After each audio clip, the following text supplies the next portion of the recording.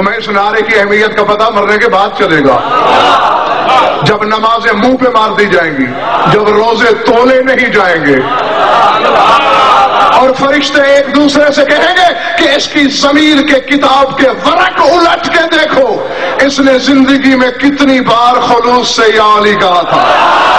انا للہ و انا الیہ راجعون۔ یہ اہل شرک ہیں جو اللہ کے شریک مقرر کر کے پھر ان سے وہ محبت کرتے ہیں جو اللہ سے کرنی چاہیے، بلکہ اللہ سے بڑھ کر ان سے محبت کرتے ہیں۔ تو لوگوں، یہ چاروں قسم کا شرک، شرک اکبر، ان میں جو داخل ہو جائے، جس کے عقیدے اس کے مطابق بن جائیں، جس کے اعمال افعال اس کے مطابق بن جائیں، تو وہ کلمہ پڑھنے کے باوجود اسلام سے اس کا رشتہ ختم ہو کر وادی کفر میں چلا جاتا ہے۔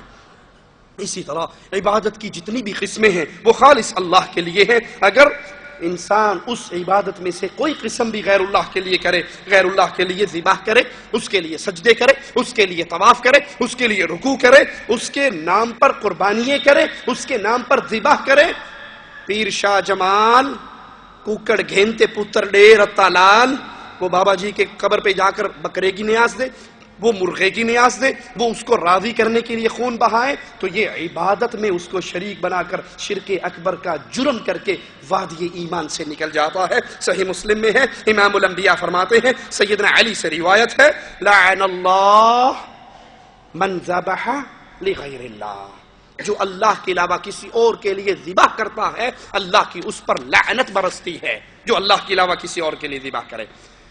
نواقض اسلام میں سے دوسرا، اگر انسان اپنے اور اللہ کے درمیان کچھ واسطے بنا لے، ان سے دعائیں مانگے، ان سے شفاعت طلب کرے، انہی پر بھروسہ کرے، اللہ اور اپنے درمیان کچھ واسطے بنا لے، ان واسطوں سے مانگے، ان کو پکارے، ان سے شفاعت طلب کرے، انہی پر بھروسہ کرے، تو یہ بالاجماع وادی ایمان سے وادی کفر کی طرف منتقل ہو جاتا ہے۔ اور ہر دور میں مشرکین اولیاء اللہ کو اس لیے پکارتے کہ وہ یہ سمجھتے تھے کہ یہ اولیاء اللہ کے دربار میں ہمارے سفارشی ہیں، ان کے وسیلے سے ہماری حاجتیں پوری ہوتی ہیں، ہماری ضرورتیں پوری ہوتی ہیں۔ مشرکین مکہ بھی اللہ کے علاوہ جن کی عبادت کرتے تھے ان کو نفع نقصان کا مالک نہیں مانتے تھے، بلکہ اپنے اور اللہ کے درمیان واسطہ بنا لیا تھا۔ آج بھی یہ واسطے ہیں نہیں، ساڑی سندا نہیں اینا دی موڑدا نہیں، ساڑی سندا نہیں اینا دی موڑدا نہیں، ساڑی اینا دے اگے اینا دی او دے اگے۔ یہ اللہ پر اتنی بڑی تہمت ہے کہ ہماری سنتا نہیں، ان کی موڑتا نہیں، وہ تو سب کی سنتا ہے۔ سلیمان علیہ السلام نبی ہیں، پانی کی دعا کرنے کے لیے جا رہے، جہاں کھڑے ہو کر مانگنا تھا مالک نے وہاں ایک منظر کیڑی کا دکھایا، چیونٹی کا دکھایا، جو الٹی لیٹی بھی ہے، ٹانگیں آسمان کی طرف اٹھائی بھی ہے اور کہہ رہی ہے یا رب یا رب۔ واسطہ ہے سلیمان دا یا رب نہیں، واسطہ ہے سلیمان کے صحابہ کا یا رب نہیں، واسطہ ہے پنجتن پاک کا یا رب نہیں، یا رب انی خلق من خلقک، اللہ میں بھی تو تیری مخلوق ہوں، مانتی ہوں کہ سلیمان پیاسا ہے لیکن میں بھی تو پیاسی ہوں، مانتی ہوں کہ سلیمان تیرا بندہ ہے میں بھی تو تیری ہوں، مجھے بھی تو پیاس لگی ہے، اللہ مجھے پانی پلا۔ سلیمان علیہ السلام کہتے ہیں ارجعوا، چلو گھر چلتے ہیں، واپس چلتے ہیں۔ ساتھی کہتے ہیں مانگنے کے لیے آئے تھے، پانی کے سوال کے لیے آئے تھے، پیاسے تھے، زمین پیاسی، انسان پیاسے، جانور پیاسے، مانگ تو لو۔ کہا نبی کے مانگنے سے پہلے ایک چیونٹی نے مانگ لیا ہے، عرش والے نے نبی سے پہلے اس کی سن لی ہے۔ میرے رب پر یہ الزام لگانے والوں، ہماری سنتا نہیں ہے، ان کی موڑتا نہیں ہے، یہی جرم کفار مکہ کا تھا۔ آؤ قرآن حکیم سے سنتے ہیں سورۃ یونس آیت نمبر 18، مالک فرماتا ہے وَيَعْبُدُونَ مِن دُونِ اللَّهِ، یہ اللہ کے علاوہ ان کی عبادت کرتے ہیں، مَا لَا يَضُرُّهُمْ وَلَا يَنْفَعُهُمْ، جو ان کو نقصان نہیں پہنچا سکتے، جو ان کو فائدہ نہیں پہنچا سکتے۔ وَيَقُولُونَ، اور یہ کہتے کیا ہے، ان کا عقیدہ کیا ہے، ان کا دعویٰ کیا ہے، یہ کیوں ان کے سامنے سجدہ ریز ہیں، کیوں ان کا طواف کر رہے ہیں، کیوں ان کے سامنے رکوع کر رہے ہیں، کیوں ان کے لیے نظر دے رہے ہیں، کیوں ان کے لیے نیاز دے رہے ہیں، کیوں ان کے لیے خون بہا رہے ہیں۔ وَيَقُولُونَ، ان کا آوازہ کیا ہے، ہؤلاء شفعاؤنا عند اللہ، یہ پیر بابے بزرگ ہمارے اللہ کے ہاں سفارشی ہے، یہ اللہ سے ہماری باتیں منواتے ہیں، ہم ان کے سامنے رکھتے ہیں، یہ اللہ کے سامنے رکھتے ہیں۔ الا للہ الدین الخالص، اور لوگوں دین اسلام خالص اللہ کے لیے عبادت کرنے کا نام ہے. والذین اتخذوا من دونہ اولیاء، والذین اتخذوا من دونہ اولیاء، جن لوگوں نے اللہ کے علاوہ اپنے اپنے ولیوں کو، پیروں فقیروں کو پکڑ لیا اور کہا کیا ما نعبدهم الا ليقربونا الى الله زلفى، ہم ان کے پاس کیوں گئے، ہم ان کے دربار پہ کیوں آئے، ہم نے ان کی عبادت کیوں کی، ہم نے ان کے میلے کیوں لگائے، ہم نے ان کے سامنے ماتھے کیوں ٹیکے، ہم نے ان کو کیوں پکارا، کیوں؟ ما نعبدهم الا ليقربونا الى الله زلفى، یہ ہمیں اللہ کے قریب کر دیں گے، یہ ہمیں اللہ کے قریب کر دیں گے. ہماری سنتا نہیں ہے، ان کی موڑتا نہیں ہے، ان کا بڑا مقام ہے، یہ اللہ کے بڑے لاڈلے ہیں، یہ رتے ہوئے ہیں، ان کو اللہ نے عطا کیا ہوا ہے، یہ جو چاہتے ہیں کر گزرتے ہیں، یہ ہمیں اللہ کے قریب کر دیں گے. یہ عقیدے کفار مکہ کے عقیدے تھے، یہ جرم کفار مکہ کا جرم تھا.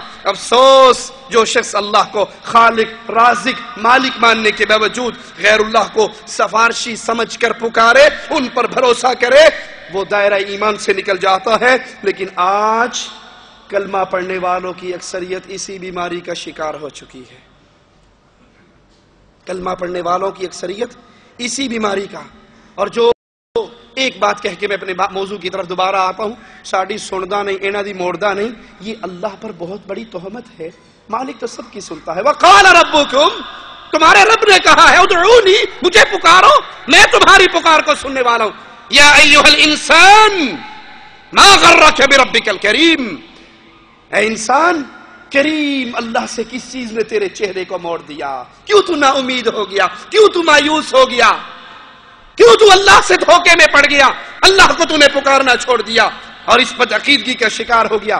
امام الانبیاء فرماتے ہیں علیہ الصلوۃ والسلام، جب رات ہوتی ہے مالک اور کہتا ہے میرے بندے، مالک اپنا ہاتھ پھیلاتا ہے، کہتا ہے بندے، رات کے اندھیرے میں گناہ کرنے والے دن کے اجالے میں معافی مانگ لے، سارے معاف کر دوں گا.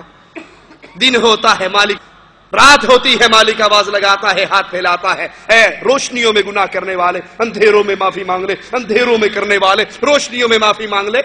امام الانبیاء فرماتے ہیں رات کے آخری پہر اللہ تعالی آسمان دنیا پہ نزول کرتا ہے جیسے اس کی شان کے لائق ہے. اس کیفیت کو ہم نہیں جانتے، جیسے اس کی شان کے لائق ہے. اور پھر آواز لگاتا ہے کوئی مانگنے والا، ہے کوئی سوال کرنے والا، ہے کوئی بیمار، ہے کوئی شفا کا طالب، ہے کوئی جس کا رزق کم ہو، وہ رزق میں فراخی چاہتا ہو، مانگ لے.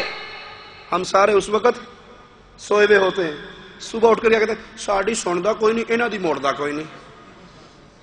تو آسمان دنیا پہ نزول کرتا ہے جیسی اس کے شان کے لائق ہے، لیس کمثلہ شیء، اور تم پھر اللہ پر تہمت لگاتے ہو. ہماری سلطان کہتا جی آپ نے کہا ماننا.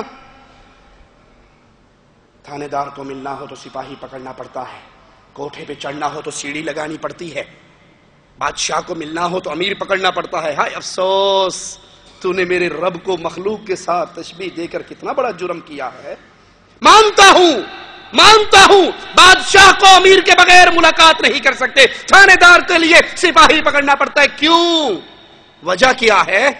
اس لیے کہ تھانے دار کا دروازہ بند ہے، بادشاہ کا دروازہ بند ہے، امیر کا دروازہ بند ہے، وزیر کا دروازہ بند ہے. ارے رب کی رحمت کے دروازے تو ہمیشہ کے لیے کھلے ہیں. جب تک تیری روح تیرے حلق میں نہیں اٹک جاتی اس وقت تک توبہ کا دروازہ کھلا ہے. مانتا ہوں بادشاہ کے پاس جانے کے لیے وسیلے کی ضرورت ہے، کوٹھے پہ چڑھنے کے لیے سیڑھی کی ضرورت ہے. کیوں؟ اس لیے کہ بادشاہ کے دل میں تیرے لیے کوئی محبت نہیں ہے. لیکن اللہ، امام الانبیاء ایک عورت کو دیکھتے ہیں جس کا بچہ گم چکا ہے، وہ تلاش کرتی پھرتی ہے، جب مل جاتا ہے چھاتی سے لگاتی ہے، دودھ پلاتی ہے. آقا اپنے صحابہ سے کہتے ہیں اس کو دیکھو کہ اپنے اس معصوم کو آگ میں پھینک دے گی. کہا صحابہ اللہ کے نبی یہ تو اپنے بچے کو کبھی آگ میں نہیں پھینکے گی. کہا جو اس کے دل میں محبت ہے وہ اس محبت کا ایک حصہ ہے، 99 حصے تو اللہ کے پاس ہے.